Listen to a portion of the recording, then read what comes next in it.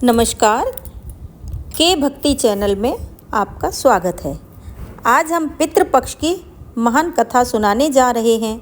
कहा जाता है कि इस कथा को सुनने से समस्त प्रकार के पितृदोष समाप्त हो जाते हैं। इस कथा का ध्यानपूर्वक सुनने से मनुष्य के कोटि कोटि पाप नष्ट हो जाते हैं और उसे अपार धन संपत्ति और सुख समृद्धि प्राप्त होती है। पितरों की कृपा से उसके सभी दुख दोष समाप्त हो जाते हैं और सुखी जीवन प्राप्त होता है। यह महान कथा भगवान श्री कृष्ण ने गरुड़ जी को सुनाई है। आइए सुनते हैं इस कथा को। दोस्तों, एक समय की बात है। पक्षीराज गरुड़ अपने मन में जिज्ञासा लिए भगवान श्री कृष्ण के पास आते हैं और उन्हें प्रणाम करते हुए कहते हैं कि हे प्रभु, पितृपक्ष में पितरों की पूजा करने से कौन सा फल मिलता है? पितृपक्ष के दौरान पितरों की शांति के लिए कौन से उपाय करने चाहिए? भगवान श्री कृष्ण कहते हैं कि हे गरुड़, तुमने आज उत्तम प्रश्न किया है। तुम्हारे इस प्रश्न से समस्त मनुष्य जाति का कल्याण छिपा हुआ है। जो मनुष्य अपने पितरों को संतुष्ट करता है उसके समस्त दुख दोष समाप्त हो जाते हैं। पितरों की पूजा करने से मनुष्यों को अपने पूर्वजों का आशीर्वाद प्राप्त होता है। इस विषय में एक अप्सरा और ऋषि की प्राचीन कथा कही जाती है, जो मैं आज तुम्हें सुनाता हूँ। इस कथा को श्रवण करने से तुम्हें तुम्हारे सभी प्रश्नों के उत्तर मिल जाएंगे। इसलिए हे गरुड़, तुम इस कथा को ध्यान से सुनो। इस कथा को जो भी सुनता है उसके समस्त प्रकार के पितृदोषों का नाश होता है। जो इस कथा को सुनता है और सुनाता है उसके ऊपर पितरों की कृपा सदैव बनी रहती है। गरुड़ जी कहते हैं कि हे प्रभु, आपके मुख से इस कथा को सुनने के लिए मैं उत्सुक हूँ। कृपया आप मुझे यह कथा सुनाइए। मैं इस कथा का प्रचार अवश्य करूँगा। फिर भगवान श्री कृष्ण गरुड़ जी को पितृपक्ष की कथा सुनाने लगते हैं। इसलिए दोस्तों, आप भी इस कथा को ध्यानपूर्वक पूरा जरूर सुनें। इस कथा के श्रवण मात्र से ही मनुष्य के सभी पाप और दोष नष्ट होते हैं। उसे पितृदोष से मुक्ति मिलती है और सभी कर्ज उतर जाते हैं। धन धान्य संपत्ति की प्राप्ति होती है तथा सुंदर गुणवान पत्नी की प्राप्ति निश्चित होती है। संतानहीन को संतान प्रदान करने वाली यह कथा अत्यंत महान है। पितृपक्ष के दौरान इस कथा का श्रवण प्रत्येक मनुष्य को करना चाहिए। इस श्रवण करने से पितृदेव प्रसन्न होते हैं और वरदान देते हैं। श्री कृष्ण कहते हैं कि हे गरुड़, प्राचीन काल की बात है।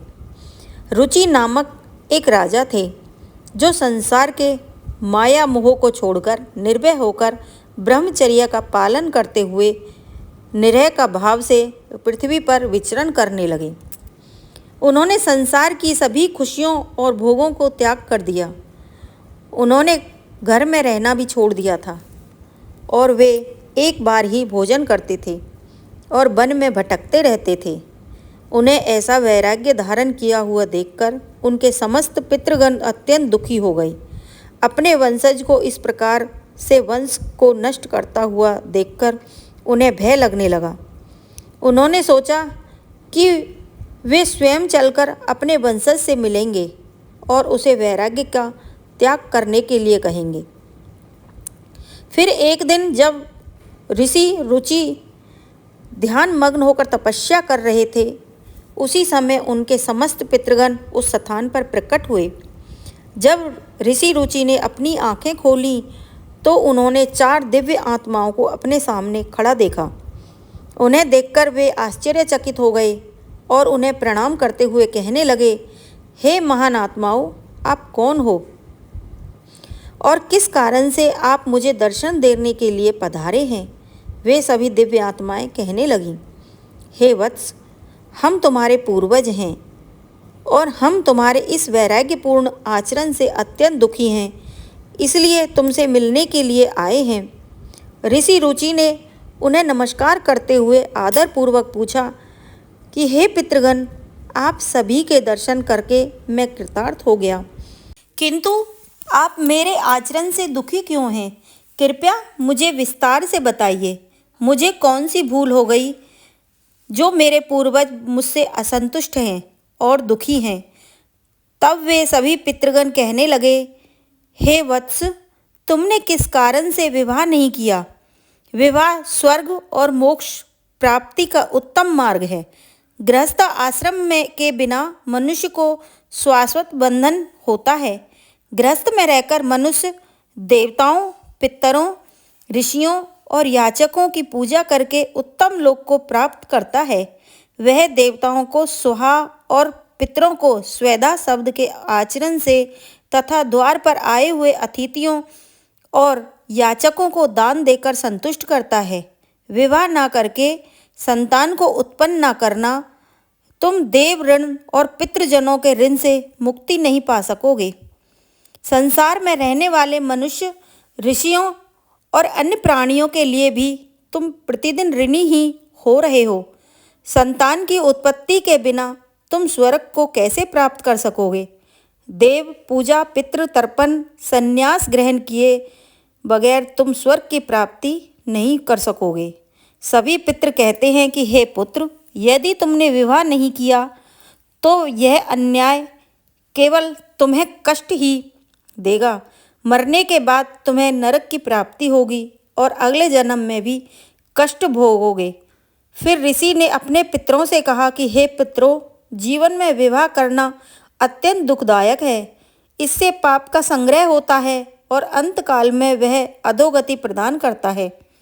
इसी विचार से मैंने स्त्री के साथ विवाह नहीं किया। स्त्री संग परिग्रह करने से मुक्ति नहीं मिलती।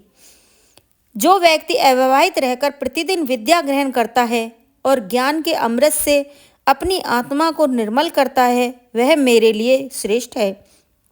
विद्वानों ने अनेक प्रकार के सांसारिक कर्मों का वर्णन किया है, इसलिए मनुष्य को अपने इंद्रियों पर संयम रखकर तत्व ज्ञान के जल से आत्मा को शुद्ध करना चाहिए। फिर पितरों ने कहा कि हे वत्स, इंद्रियों को वश में रखकर ज्ञान के द्वारा आत्मा को निर्मल करना चाहिए। तुम्हारा यह कथन उचित ही है, किंतु यह कल्याण का मार्ग नहीं है जिस पर तुम चल रहे हो। यज्ञ, तप और दान के द्वारा अपने अमंगल को दूर करते हुए फल प्राप्ति की काम से रहित जो शुभ और अशुभ कर्म हैं, वे बंधन के कारण नहीं होते। जो पूर्व का कर्म है वह भोग से नष्ट होता है। पूर्व जन्म का जो पुण्य कर्म है वह सुख दुख को भोगने से निरंतर नष्ट होता रहता है। फिर ऋषि रुचि ने कहा कि हे पितामह, वेदों में कर्म मार्ग के प्रतिपादन द्वारा अविद्या और माया की पुष्टि की गई है, इसलिए आप मुझसे विवाह करने के लिए क्यों प्रेरित कर रहे हो? विवाह करके मेरा अनिष्ट ही हो जाए। पितरों ने कहा, हे वत्स, कर्म द्वारा जो कुछ भी किया जाता है वह अविद्या है। यह सत्य है, किंतु विद्या प्राप्त करना भी एक प्रकार का कर्म है। शास्त्रों में जो विहित कर्म है, सज्जन पुरुष उनका उल्लंघन नहीं करते, उन्हें उसी से मोक्ष की प्राप्ति होती है। शास्त्रों में पुरुष को विवाह करने की आज्ञा दी गई है। विवाह न करने पर पुरुष को मुक्ति नहीं मिलती है। संतान के बिना उसे मोक्ष नहीं मिलता है। संतान के द्वारा किए गए श्राद्ध कर्म से ही उसको मोक्ष मिलता है। इसलिए हे पुत्र, तुम विधि पूर्वक विवाह करो। विवाह ना करने से तुम्हारे सभी कर्म भी नष्ट हो जाएंगे। तुम विफलताओं को ही प्राप्त करोगे। यदि हमारा वंश नष्ट हो जाएगा तो हमारी आत्माएं अतृप्त ही रहेंगी। विवाह करके संतान उत्पन्न करके ही तुम अपने पितरों को संतुष्ट कर सकते हो। श्री कृष्ण कहते हैं कि हे गरुड़, इस प्रकार से अपने पितरों के वचन सुनकर ऋषि रुचि को बड़ी ग्लानि हुई। उन्हें विवाह करने का निश्चय कर लिया। फिर ऋषि रुचि ने अपने पितरों से कहा कि हे पितृगण, अब मैं बूढ़ा हो गया हूँ, कौन मुझे अपनी कन्या प्रदान करेगा? वैसे भी मुझ जैसे वृद्ध व्यक्ति के लिए विवाह करना अत्यंत कष्ट साध्य है। फिर पितरों ने कहा कि हे वत्स, यदि तुम हमारे वचनों का पालन नहीं करोगे तो निश्चित ही हम सभी पितरों का पतन हो जाएगा और तुम्हारी अधोगति हो जाएगी। इतना कहकर सभी पितृगण अदृश्य हो गए। श्री कृष्ण कहते हैं कि हे गरुड़, पितरों के द्वारा ऐसे वाक्य सुनकर ऋषि रुचि मन ही मन अत्यंत व्याकुल हो उठे। अपने पितरों की मुक्ति के लिए विवाह करने का विचार करते हुए वे कन्या की खोज में पृथ्वी पर विचरण करने लगे, किंतु उन्हें कहीं भी ऐसी कन्या की प्राप्ति नहीं हो सकी। अपने पितरों के वचनों को बार बार मन में सोचते हुए वे चिंताग्रस्त होकर सोचने लगे कि मैं क्या करूं, कहाँ जाऊं, मेरे पितृगणों को मुक्ति दिलाने के लिए कौन सी स्त्री मुझसे विवाह करेगी।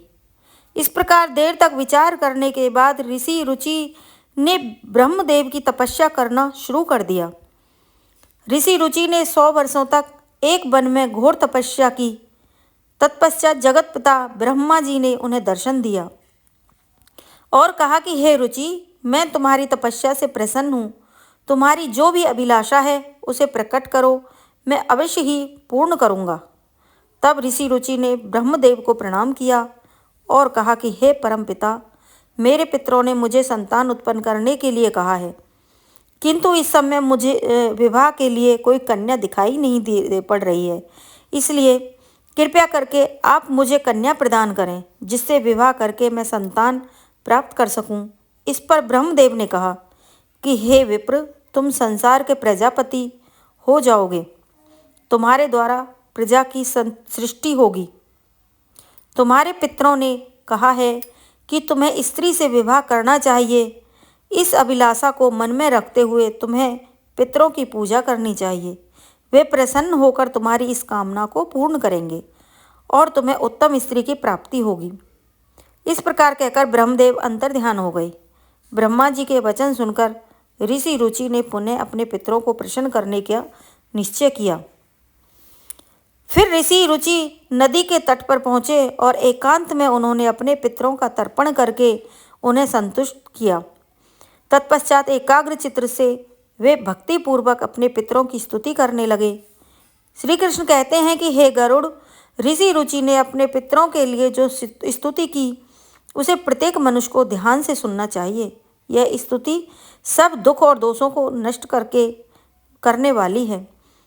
जो केवल एक बार इस स्तुति को सुनता है उसके अनेकों पाप नष्ट हो जाते हैं और उसे पितरों का आशीर्वाद प्राप्त होता है।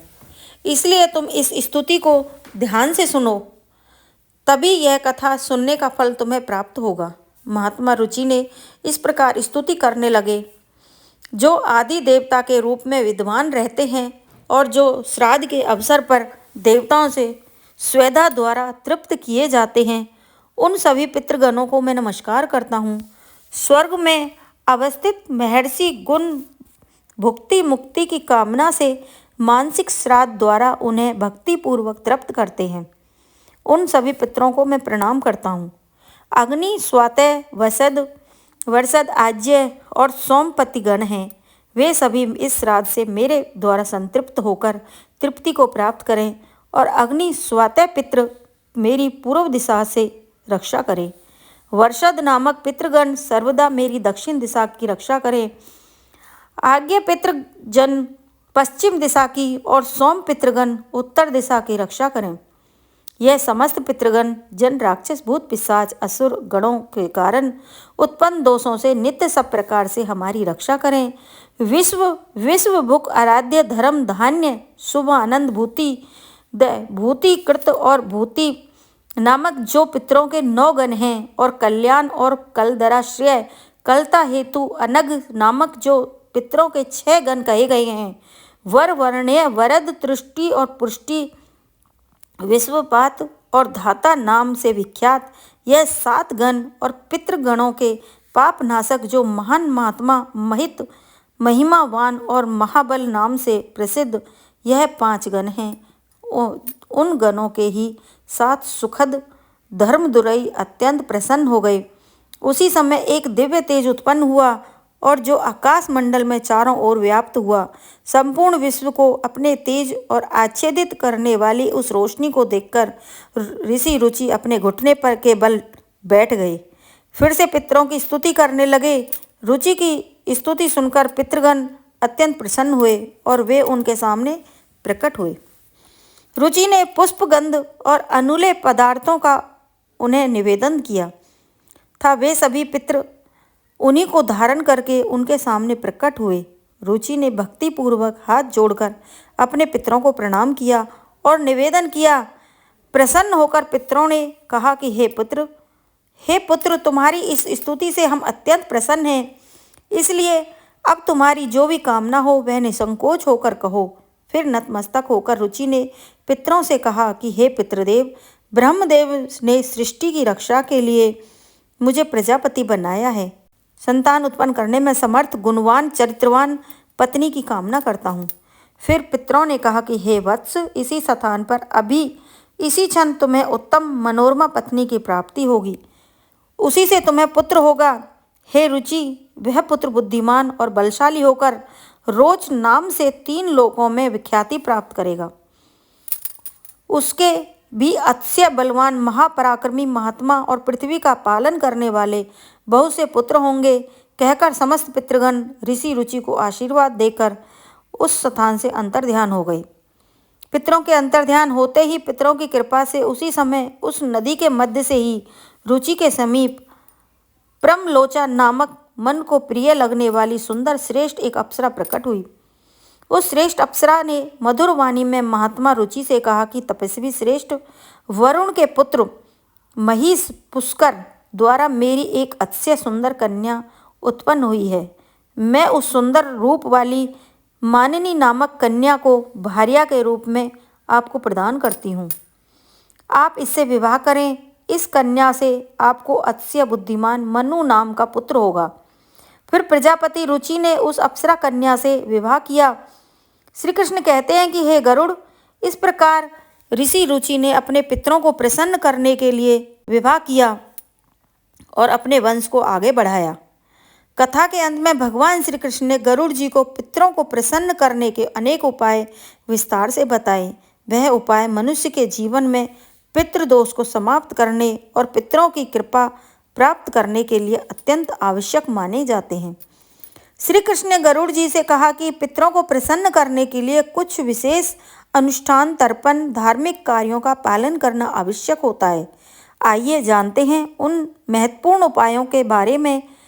पितरों को प्रसन्न करने का सबसे पहला और मुख्य तर्पण क्या है? तर्पण का अर्थ है जल अर्पण करना। पितृपक्ष के दौरान पवित्र जल को हाथ में लेकर पितरों का आह्वान करते हुए उन्हें जल अर्पण करना चाहिए। तर्पण में काले तिल, जल, दूध और कुश का उपयोग किया जाता है। यह कार्य पवित्र मन और श्रद्धा से करना चाहिए, जिससे पितृगण तृप्त होकर प्रसन्न होते हैं। तर्पण करते समय एयुएम पितृ भय स्वधा मंत्र का उच्चारण करना चाहिए, जिससे पितृ संतुष्ट होते हैं और आशीर्वाद प्रदान करते हैं। श्री कृष्ण कहते हैं कि श्राद्ध कर्म पितरों की तृप्ति के लिए एक महत्वपूर्ण अनुष्ठान है। इसमें पितरों को निमित्त भोजन, फल और वस्त्र तर्पण किए जाते हैं। श्राद्ध कर्म करने वाले व्यक्ति को ब्राह्मणों को भोजन कराना चाहिए और उन्हें वस्त्र और दक्षिणा देकर आशीर्वाद लेना चाहिए। श्राद्ध के दिन विशेष रूप से सात्विक भोजन बनाना चाहिए। इसमें खीर, पूड़ी, सब्जी, अन्य पौष्टिक और ताज़े खाद्य पदार्थ शामिल हों। इस भोजन को पवित्रता के साथ पितरों को निमित्त अर्पण किया जाता है। तीसरा उपाय है, श्री कृष्ण ने बताया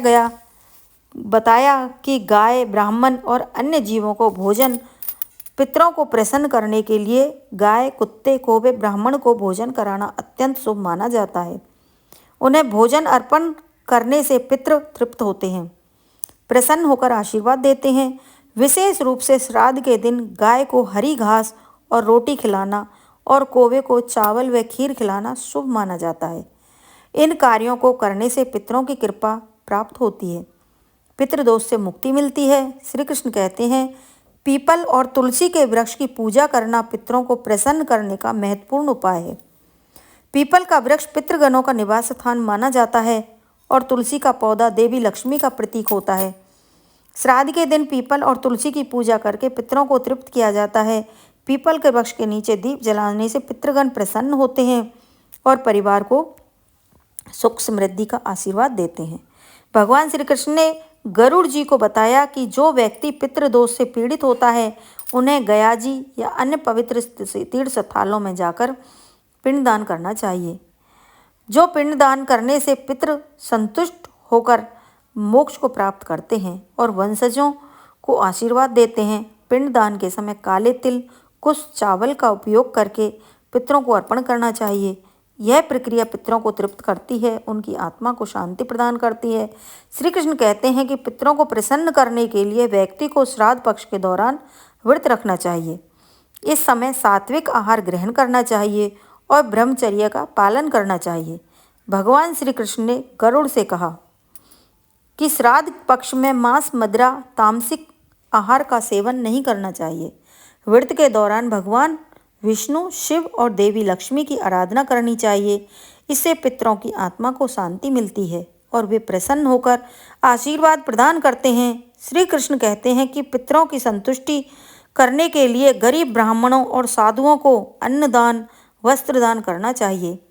यह कार्य विशेष रूप से श्राद्ध पक्ष के दौरान करने से पितरों की आत्मा को तृप्ति होती है और अन्नदान और वस्त्रदान से मनुष्य को पुण्य की प्राप्ति होती है और पितृदोष से मुक्ति मिलती है।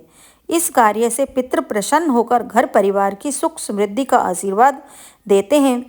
भगवान श्री कृष्ण ने बताया कि पवित्र नदियाँ, विशेषकर गंगा जी में स्नान करके पितरों को निमित्त जल अर्पण करना अत्यंत शुभ माना गया है। गंगा जल पितरों की तृप्ति के लिए सर्वोत्तम होता है। इससे पितृदोष समाप्त होते हैं। गंगा में स्नान करने से व्यक्ति के पाप धुल जाते हैं, पितरों की आत्मा को शांति मिलती है। इस कार्य से पितृ प्रसन्न होकर उन्हें आशीर्वाद देते हैं। श्री कृष्ण कहते हैं कि पितरों को प्रसन्न करने के लिए सत्संग में शामिल होना, पवित्र ग्रंथों जैसे भागवत गीता का पाठ करना अत्यंत लाभ माना जाता है। पितरों की शांति के लिए गीता के 11वें अध्याय का पाठ विशेष रूप से लाभकारी होता है। भागवत गीता के पाठ से पितरों की आत्मा को शांति मिलती है। उनके वंशजों पर उनकी कृपा बनी रहती है। भगवान श्री कृष्ण ने गरुड़ को यह भी बताया, जो व्यक्ति इन उपायों को श्रद्धा और विश्वास के साथ करता है उसे जीवन में सभी प्रकार के सुख और समृद्धि प्राप्त होते हैं। पितरों की कृपा से उनके समस्त दोष समाप्त हो जाते हैं, परिवार में शांति बनी रहती है।